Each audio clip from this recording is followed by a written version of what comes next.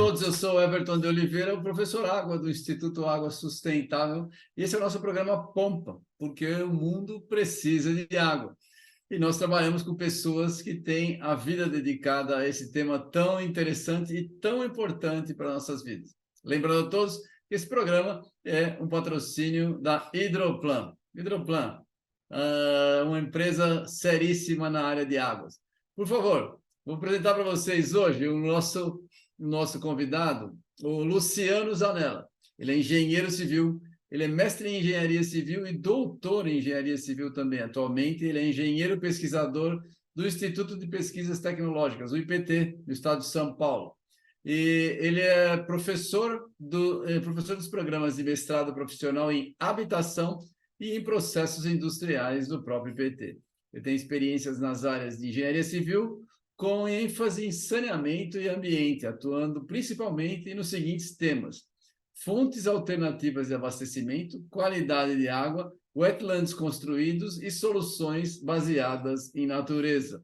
Um trabalho muito legal, vocês vão ver, ele tem um brinquedinho bacana aí sobre água que vocês vão adorar, vão poder usar. Ele tem uma vida dedicada a um assunto muito legal. Por favor, seja bem-vindo. Seja bem-vindo. Conta para a gente aí um pouquinho como é que você começou a sua trajetória, seu interesse pela água. Bem-vindo, Luciano. Tudo bem, Everton? Tudo bem? Bom dia a todos que estão vendo a gente também. A trajetória com água, eu tenho memórias bastante antigas de água. Tá? Eu lembro, por exemplo, do meu pai me levar a fazer passeios na estação de tratamento de água da cidade onde eu morava, quando eu era criança. Então, é curioso. Então, quando pessoas têm memória de praia, eu tenho memória de estação de tratamento de água. Então, eu É, comecei muito cedo já fazendo esse tipo de visita e gostava, estava lindo aquele lugar cheio de água, correndo por todo quanto é lado, né? E acho que essa é uma das memórias mais antigas que eu tenho dessa área de água. E eu cursei engenharia civil depois, em graduação.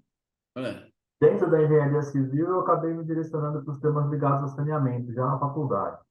Então, eu falo que de engenharia civil tem o título, mas depois é sempre na área de saneamento, sempre na área voltada à área de águas. Hidráulica. Então, na faculdade mesmo, o meu trabalho de conclusão de curso, eu já fiz em saneamento, de lá eu já pulei para o mestrado, depois eu fui um pouquinho de tempo numa consultoria, fui para o doutorado, sempre na área de água, tá? Tratamento de esgoto, principalmente, né? Nessa carreira acadêmica. Tá. E depois eu vim para o IPT, e no IPT dá uma diversificada boa na carreira.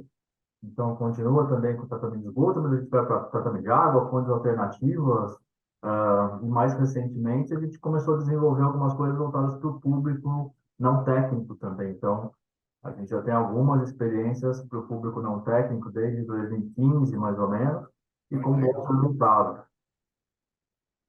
Que legal, que legal. Onde é que você fez engenharia civil? Eu fiz engenharia civil na Unesp, em Guaratinguetá. Ah, você é de Guará. Eu não sou de Guará, eu sou de Araras, aqui no Ah, interior você é de de Araras e foi lá para São Paulo. Guaratinguetá. Fui para Guaratinguetá. Então, faculdade fiz em Guaratinguetá, graduação, depois mestrado, doutorado na Unicamp. Ah, você fez a Unicamp. Ah, Sim. legal. E como é que você acabou indo para o IPT? É, uma colega de faculdade Ah, estava trabalhando no IPT num projeto, eu encontrei com ela no encontro de turma da faculdade, e ela falou, está precisando de alguém lá para trabalhar com saneamento e recursos hídricos, não quer ver se seu perfil está adequado? Aí eu vim para o IPT, conheci, me conheceram, me chamaram para trabalhar, fiquei um bom tempo aí trabalhando também em alguns projetos do IPT, não como concursado, né? E aí, quando teve o é. concurso, eu prestei o concurso, passei e estou no IPT até hoje. Nessa Olha que trajetória toda, no próximo dia 15 agora, dia do professor, faço 22 anos de IPT. Nossa, tudo isso, você tem uma cara de novinho. 22 anos, considerando todos esses tempos, tanto de contratado por projetos, como essa parte depois de concursado já, né? Mas 22 anos de trabalho com IPT. Ah, que legal, que legal. É bom, o PT tem uma turma boa aí. Conta pra gente aí, você trabalha no saneamento, né? Conta pra gente a história aí da realidade no Brasil. Qual a sua opinião? Você trabalha com, a gente trabalha com a fronteira do conhecimento e a gente vê o sofrimento que é o país em termos de saneamento, né? Na verdade, a gente tem uma desigualdade de saneamento no Brasil, né? A gente tem regiões onde você pode equiparar a primeiro mundo o saneamento, principalmente aqui, região sudeste, São Paulo, e você tem lugares que são praticamente abandonados, né? Sim. E eu acho que tem muito a ver também com condições de planejamento territorial até. Então, a gente sempre fala do saneamento, mas tem algumas dificuldades que impactam também.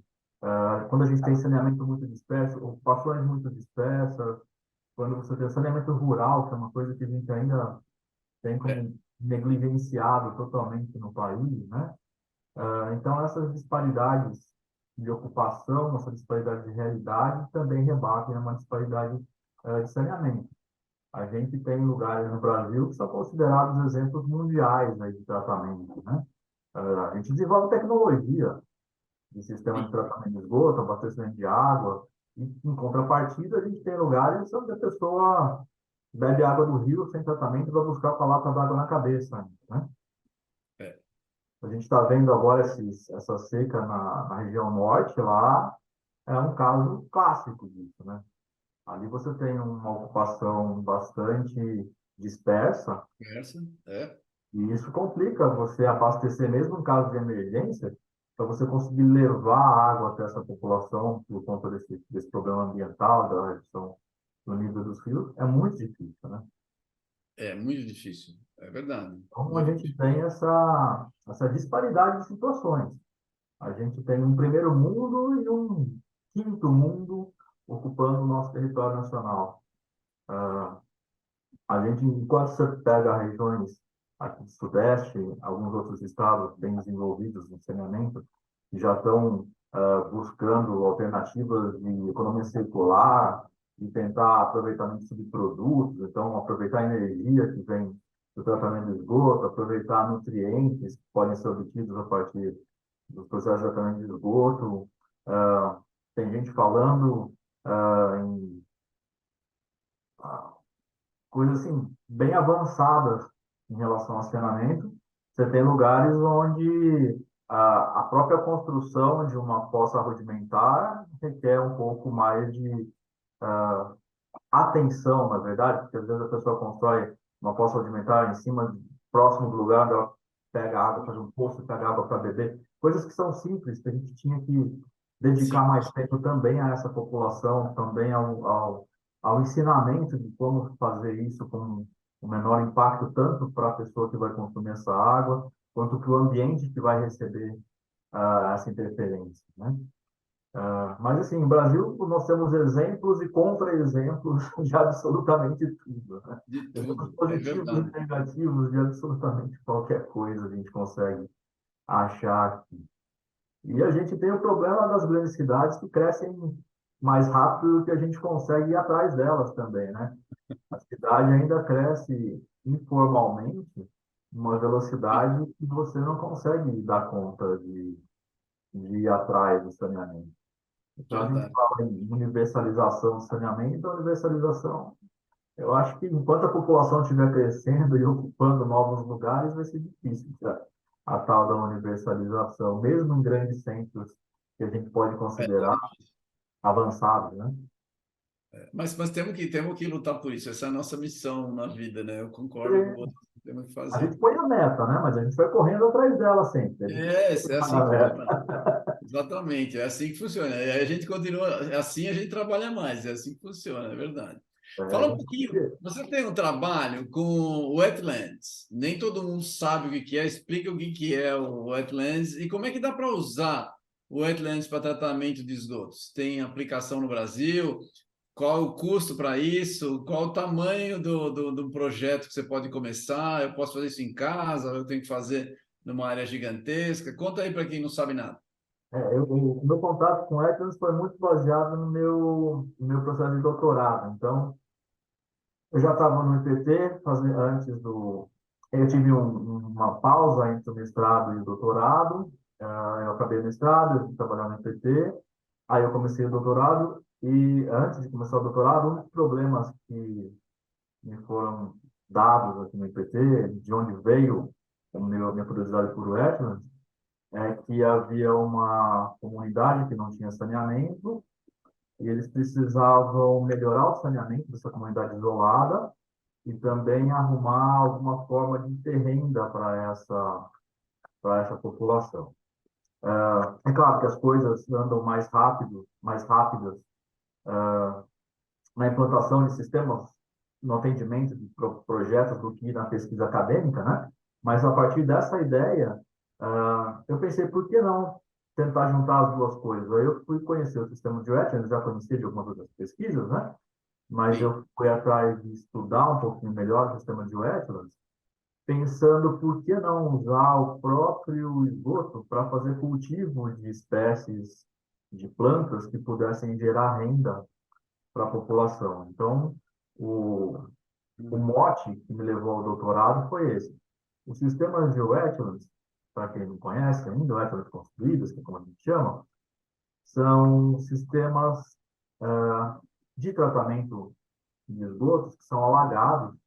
Então, eu tenho, a grosso modo, um filtro, um substrato, um suporte, que a gente chama, dentro de um tanque impermeável, e eu planto em cima desse meio suporte. Então, eu vegeto esse meio suporte. Então, eu tenho ação de micro-organismos que crescem nesse meio suporte, que é a ação biológica de biofilme, e eu tenho a ação da vegetação também colaborando para o tratamento de esgoto. Então, remoção de nutrientes, nitrogênio, fósforo, alguma coisa, a vegetação consegue capturar alguma coisa. E fora que eu tenho uma melhora paisagística. Eu vejo uma estação de tratamento como um jardim e não mais como uma estação de tratamento. Então, isso melhora a aceitação da população do entorno em relação àquela estação. No doutorado, que foi meu primeiro contato, eu optei por tentar usar plantas ornamentais para fazer essa vegetação do sistema de wetland. E o objetivo inicial era ver se as plantas suportavam aquilo para em futuras pesquisas avaliar se era possível obter, por exemplo, flor de corte ou fibra vegetal para fazer cestaria, artesanato, alguma coisa do tipo, a partir dos sistemas de web. Mas eu fiquei só na primeira parte, que foram os testes para ver se a vegetação se adequava a isso, tá? Então, eu testei várias espécies e a gente teve bons resultados de adaptação para algumas delas. E hoje a gente vê bastante gente aí também utilizando aspectos estéticos, considerando aspectos estéticos, também quando vão fazer um sistema desse tipo de wetlands. Então a gente tem lugares que se você passar, você acha que é um jardim, mas na verdade você pode ter um sistema de tratamento de esgoto ali, escondido entre as plantas, né?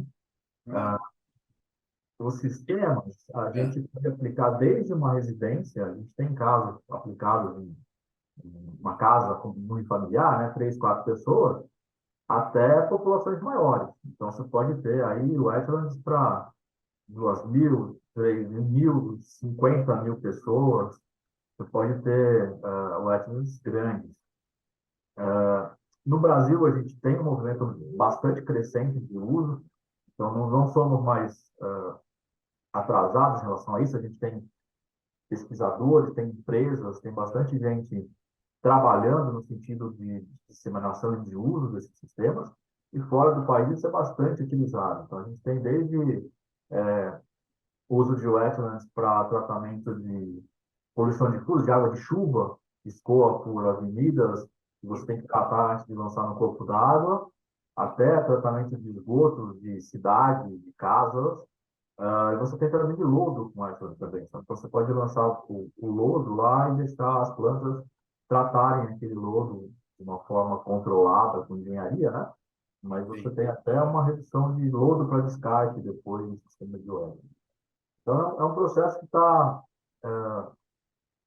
Ele não é novo, é um processo que foi desenvolvido na década de 1960, as primeiras experiências mais acadêmicas que a gente conhece, né? Mas existem registros, por exemplo, que os astecas ali na cidade do México já usavam isso antes da chegada dos colonizadores. Então, não é um sistema tão novo, é um sistema que imita a natureza, né?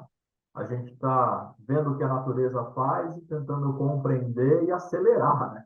que a gente tem pressa para tudo, então a gente quer acelerar o processo. Tem muita gente no mundo, né? Precisa acelerar, é verdade. Acelerar. Deixa eu fazer uma pergunta. Mas como é que funciona se alguém, por exemplo, quisesse fazer na própria casa? Ele conseguiria?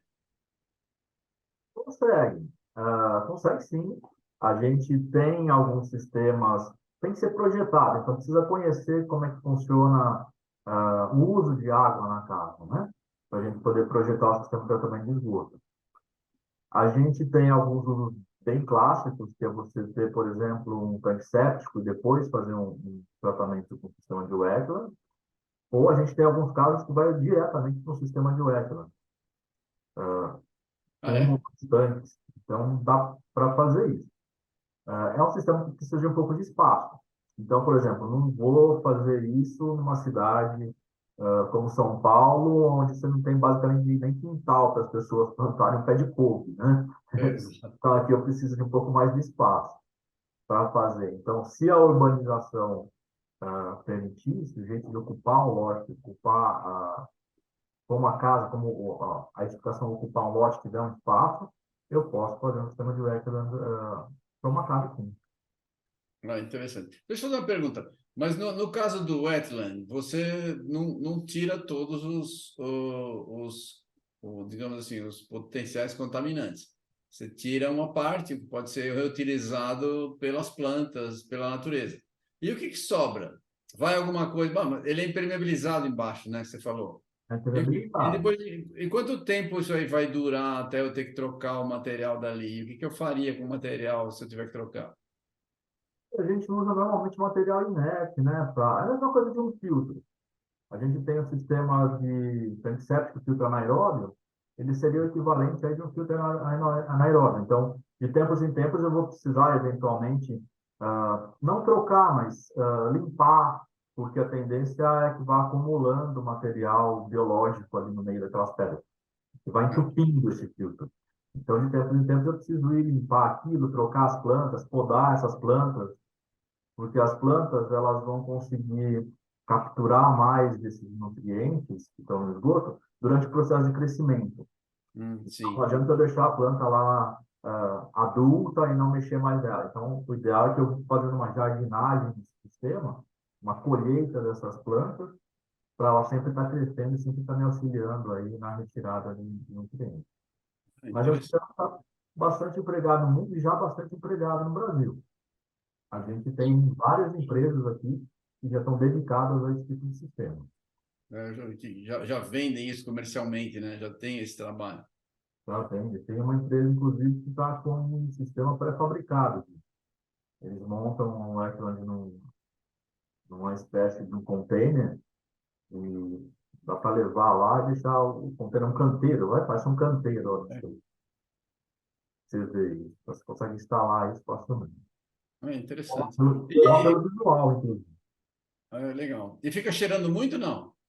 Não, não é para ter cheiro, não. É para ser bem tranquilo.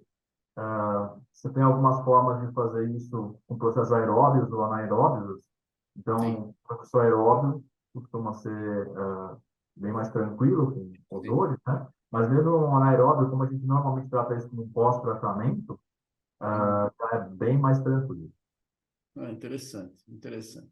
É, vamos fazer a pergunta do IPT, eu quero chegar no outro assunto aí. Você tá já na equipe do IPT há um tempão. E o que você faz exatamente no IPT? E o que o IPT faz na área de recursos hídricos, para quem não conhece? Olha, no IPT, eu estou há bastante tempo, como a gente já falou, né? Ah, eu entrei no IPT na equipe de instalações prediais e saneamento. Depois eu passei para teve algumas reformulações ao longo do tempo no PT. Agora, saneamento está dentro de uma área de cidades, infraestrutura e meio ambiente. Então, eu falei que a gente saiu meio que do ambiente residencial, do ambiente micro, a gente está mais no ambiente macro agora. Mas a gente fez no IPT desde testes de equipamentos, então, teste de tanque séptico, teste de, quando estava em instalações prediais, teste de, o IPT faz ainda, tá? Mas teste de bacia sanitária, de reservatório, essa parte de teste do IPT faz bastante, e mais na área de saneamento mais como eu posso dizer, não tão micro, um pouco mais ampliado, a gente já fez pesquisas com aproveitamento de nutriente de urina, por exemplo, a gente já fez avaliação de adutoras, a gente já fez avaliação de qualidade de água que fica retida pela cidade, planejamento, temos uma linha de pesquisa longa de aproveitamento de água de chuva. Hum, legal. Agora a gente está com algumas linhas de pesquisa em tratamento de água, por exemplo, de lençol freático com nitrato. A gente está com uma linha de pesquisa, avaliação de soluções de base de natureza com plantas também, não necessariamente wetlands só, mas como as plantas ajudam a limpar as águas subterrâneas, por exemplo. Então, a Sim. gente tem uma ampliação bem complexa e diversificada, uma atuação. E quando eu entrei para o IPT, era para trabalhar nos planos de bacia, no Hum, gerenciamento de recursos hídricos aqui das bacias do estado de São Paulo. Então, eu já fiz parte da equipe do IPT que trabalhou na confecção dos primeiros relatórios zero, relatório de situação das bacias hidrográficas, os primeiros planos de bacia para gerenciamento dos recursos hídricos do estado. Então, já atuei, acho que dos 22, eu devo ter atuado em uns 8 ou 9, umas 8 ou 9 bacias diferentes com as equipes de IPT. Você trabalhou em qual bacia? Claro, no Tietê aqui, você trabalhou. Para do Tietê, eu trabalhei em Litoral Norte, Ah, trabalhei Pardo, trabalhei Sapucaí. A do Tietê eu não trabalhei. Eu não, é? não, a Tietê não. Perto de casa, santo de casa não faz milagre, é isso?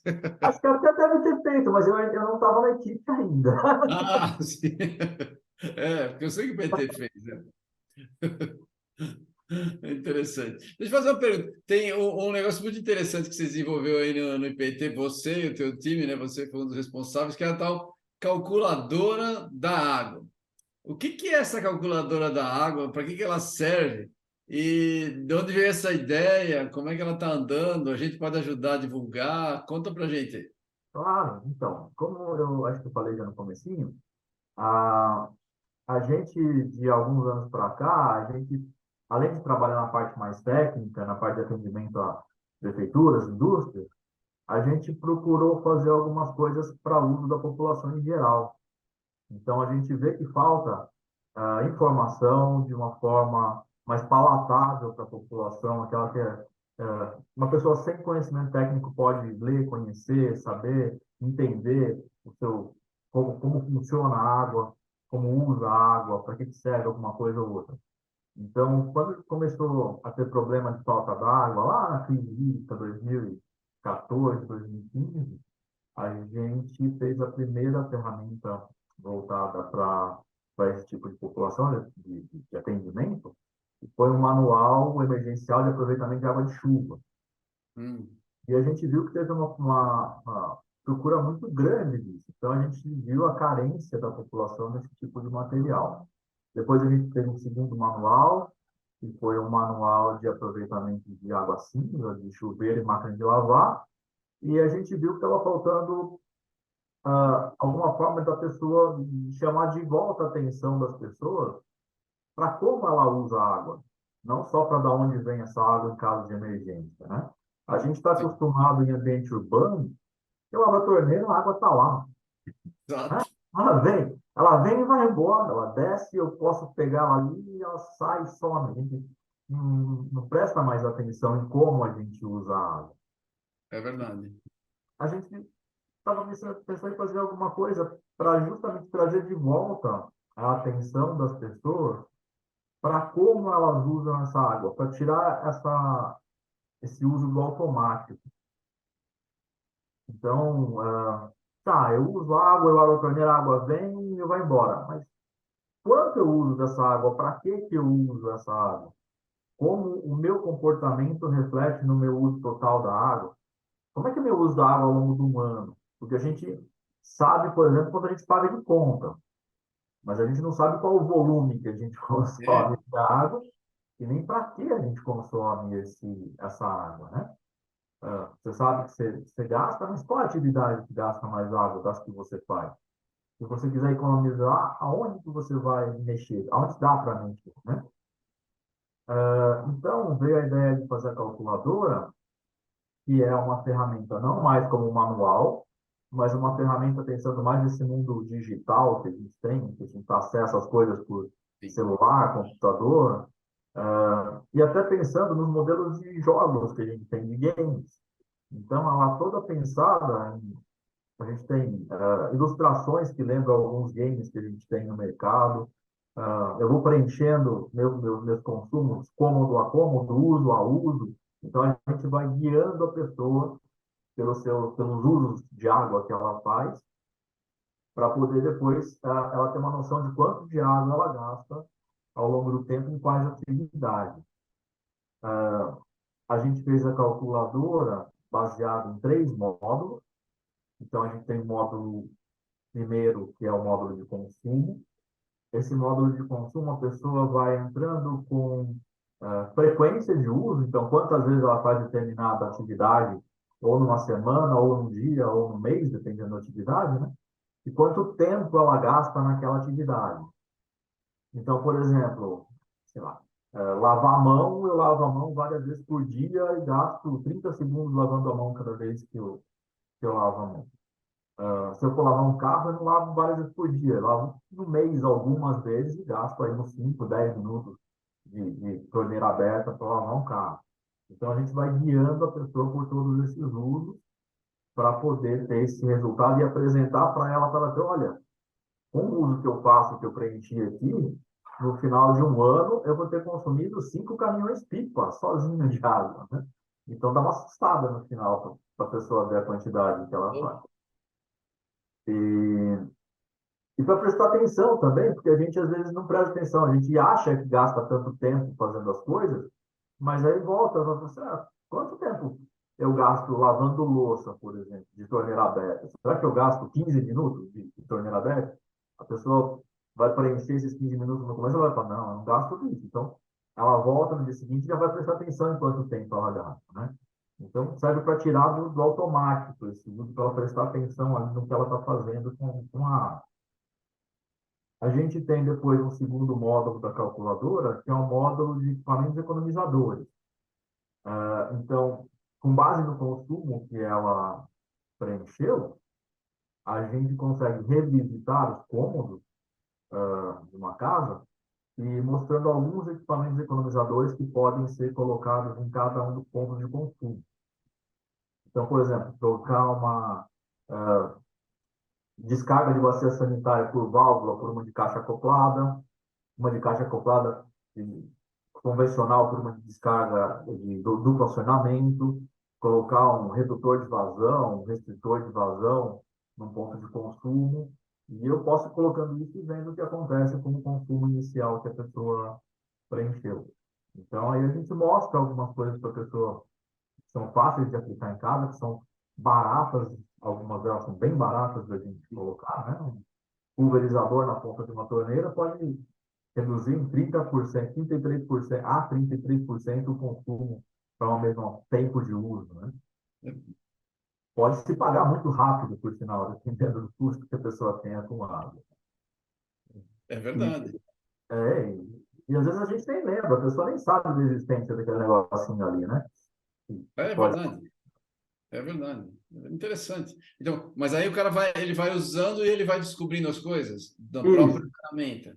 ele vai descobrindo a própria ferramenta. E a gente tem, além disso, um terceiro módulo que a gente aplicou só para quando a pessoa faz a simulação morando numa casa, né? A gente tem casa e apartamento que dá para fazer as simulações, tem algumas diferenças dos dois. Então, se a pessoa faz a simulação pensando numa casa, ela tem ainda um último módulo, que é um módulo de água de chuva. Então, a gente consegue selecionar alguns usos onde eu gostaria de substituir água potável por água de chuva. Eu indico, tem uma lista de cidades na calculadora, a gente indica a que for mais próximo de onde eu estiver, para buscar os dados de chuva, e eu faço uma simulação ainda de quanto eu conseguiria substituir, naqueles usos selecionados, a água potável por água de chuva. Então, é pensando aí em toda essa parte de consumo de água e de fontes alternativas que foi desenvolvida essa calculadora. Ela não permite, por exemplo, salvar, armazenar esses dados, tá? Ela é para uso, depois eu tenho que anotar se eu quiser, ela não tem um banco de resultados que eu possa revisitar depois, mas eu tenho que fazer e anotar ou fazer um print dela para ter depois uma segunda versão, uma segunda avaliação de simulação. Mas eu acho que serve bastante para ilustrar o uso, para a pessoa entender de novo quanto ela usa para quanto de água ela usa em cada atividade, quanto tempo ela gasta fazendo cada atividade com torneira aberta, e para ver soluções para reduzir isso. E vocês têm uma ideia de quantas pessoas já baixaram essa ferramenta aí? Ela é para uso direto no site, tá? Então você pode acessar. Eu não tenho dados mais recentes, eu posso buscar depois, mas olha, a divulgação dessa vez não foi tão grande. A gente divulgou no momento que estava chovendo, então as pessoas não se interessaram A tanto. preocupação não é muito grande, é verdade. Mas ainda deve sair agora, pelos próximos dias, um artigo, uma reportagem no jornal de grande circulação. A gente tem mais alguns artigos sendo lançados falando dela. Ah, a gente sabe que para isso disseminar, tem que ser algum veículo de grande penetração na Ah, sim, população. é Então, difícil, é difícil. a cartilha de água de chuva, como estava uma coisa no meio daquela crise hídrica, muita gente falando daquilo, Andou a gente bem. conseguiu divulgar até em alguns programas de televisão, desses de tarde, que a dona de casa assiste, tem bastante gente que assiste, e isso foi ótimo para a gente, para divulgação, né?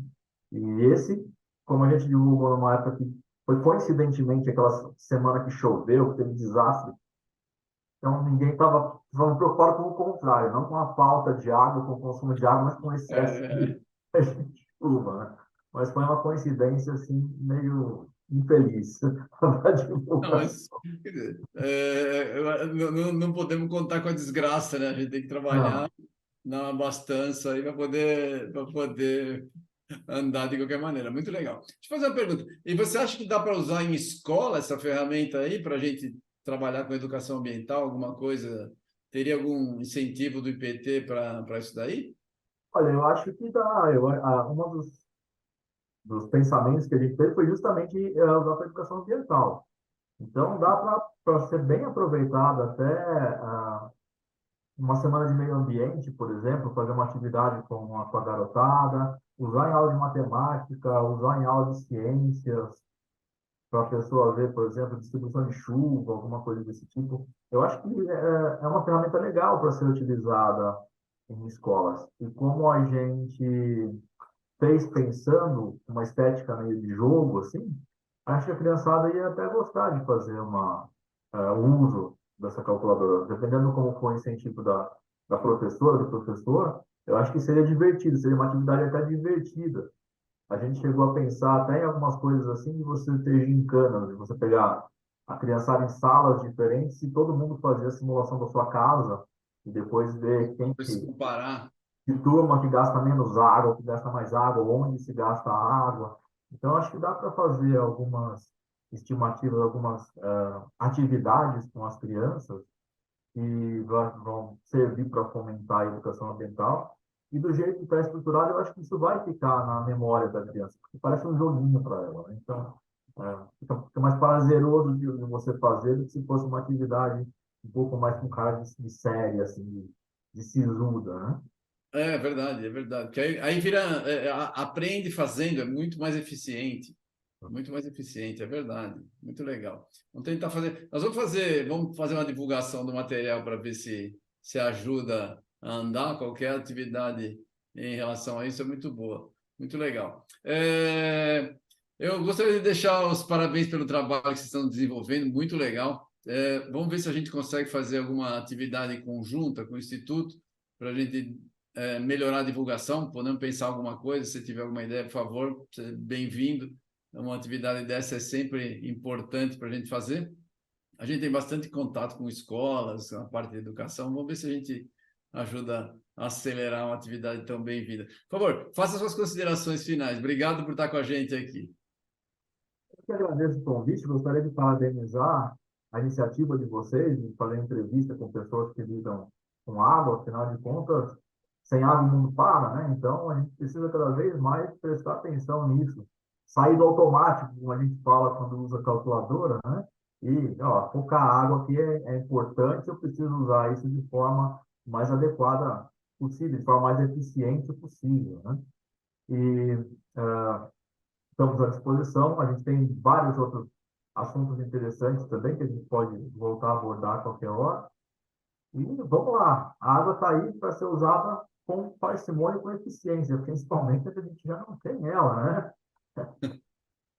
Sem dúvida, sem dúvida. Gente, obrigado aí. A gente falou aqui com o Luciano Zanella, ele tem um trabalho muito legal. Vocês vão ter o link aqui, por favor, deem uma olhada na calculadora, ajudem a divulgar, porque é muito interessante. Você vai passar, como ele mesmo falou, passar a pensar em como que você gasta a sua água, porque uma coisa é você entender, outra é você fazer na prática e saber exatamente onde a tua água está indo. Muito legal. Parabéns, Luciano, foi muito legal ter você aqui. A gente vai voltar a conversar assim, vamos tentar fazer um trabalho conjunto com vocês. Obrigado, parabéns novamente. Muito obrigado.